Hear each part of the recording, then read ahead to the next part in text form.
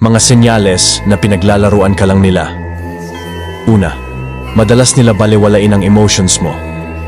Kapag nag-open up ka ng nararamdaman mo, madalas nilang sabihin na masyado kang sensitive or huwag kang OA. Pangalawa, laging may kailangan sa'yo. Kung kailan may kailangan lang saka biglang nagpaparamdam o nagpapakita ng kabaitan.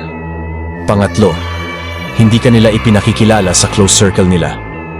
Kapag hindi ka isinasama sa mga barkada o pamilya, malamang na hindi sila seryoso sa'yo.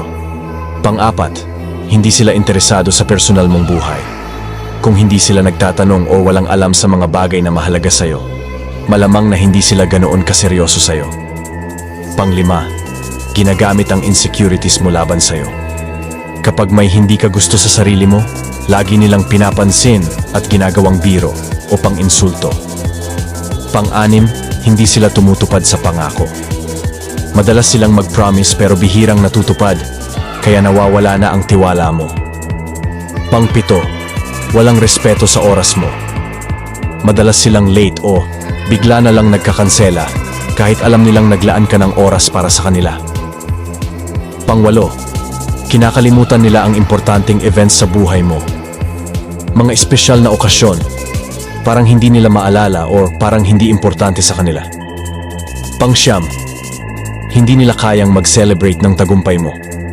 Kapag may narating o na-achieve ka, parang hindi sila genuinely masaya para sa'yo. O kaya may konting inggit sa tono. Pang-sampu, madalas ka nilang kinukumpara sa iba. Lagi nilang pinapakita na parang may kulang o mali sa'yo kumpara sa ibang tao, na para bang dapat kang magbago. Ayon sa mga pag-aaral, ang pagkakaroon ng toxic o hindi supportive na relasyon ay may malaking epekto sa ating mental health at self-esteem. Tandaan, ang unang hakbang para sa mas maayos at masayang buhay ay ang pagiging aware sa mga taong nasa paligid mo.